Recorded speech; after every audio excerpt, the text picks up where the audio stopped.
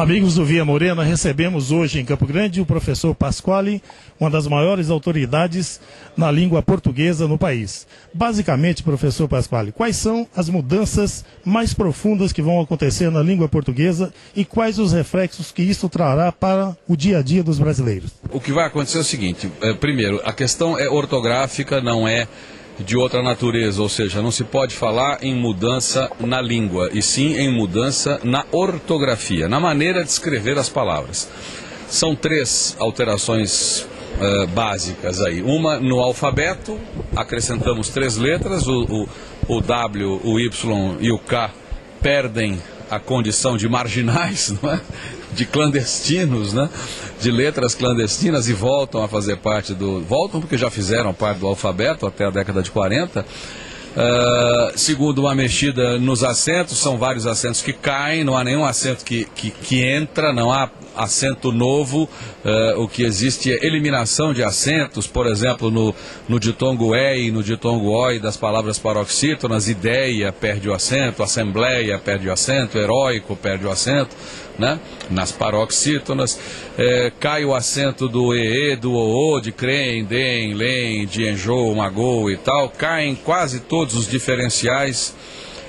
Fica só o POD como diferencial de timbre, de abertura de vogal, e fica o POR, verbo POR com acento. Morre o trema, coitadinho, né? Falece, né? Sucumbe, coitadinho, né? Vai para o outro mundo, vai para o além, né? E a terceira mudança no hífen, há uma mudança bem ampla no emprego do hífen, muda muito. E a outra parte da sua pergunta, o que isso muda para o dia a dia dos brasileiros? As pessoas vão ter que aprender essas regrinhas, né? A reforma entra em vigor no dia 1º de janeiro de 2009, mas ninguém será obrigado a adotar isso até o dia 31 de dezembro de 2012, só de 1º de janeiro de 2013 em diante é que será obrigatório escrever de acordo com a nova grafia. Mas como a imprensa do Brasil todo, os principais órgãos de comunicação, os principais jornais, as principais revistas e as editoras de livros vão colocar em prática já na virada do ano, isso significa que as pessoas já vão encontrar em janeiro livros e jornais e revistas com a grafia nova. Portanto, elas vão ter que se adaptar rapidamente a isso. Isso poderia, então, professor Pasquale, para ser cobrado em concursos públicos a nova mudança da ortografia?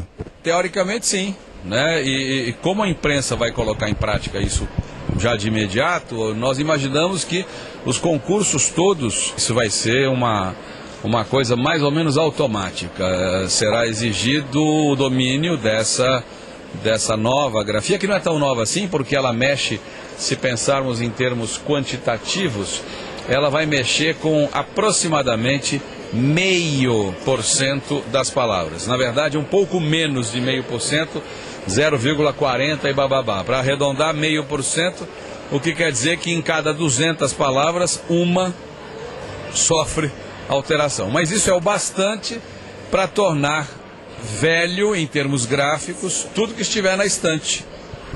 A língua portuguesa, professor Pasquale, ela foi trazida, todos nós sabemos, pelos descobridores. A verdadeira língua portuguesa no Brasil sofreu grandes alterações desde os primórdios da época do descobrimento.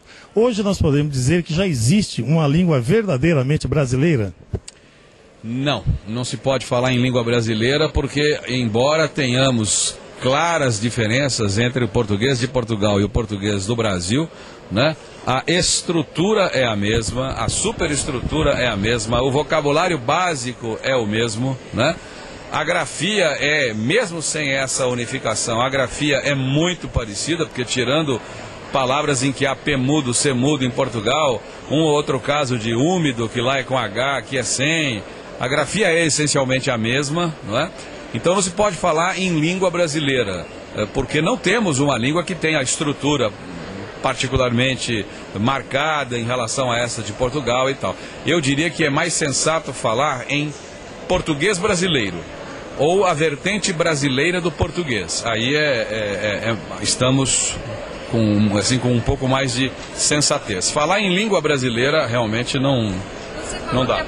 Professor Pasquale, uma última pergunta. A gente acompanha muito o programa do senhor, Língua Portuguesa, na TV Cultura, e a gente observa que aquelas dicas que o senhor coloca, os desafios, todas essas dicas estão disponíveis para os internautas, notadamente no YouTube.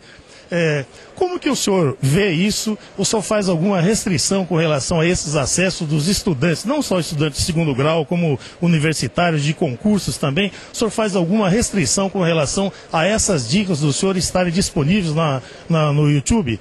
Eu não posso responder a isso em termos contratuais, ou sei lá o que, ou legais e tal, né? Aí a pergunta deveria ser feita à TV Cultura, ao departamento jurídico e tal.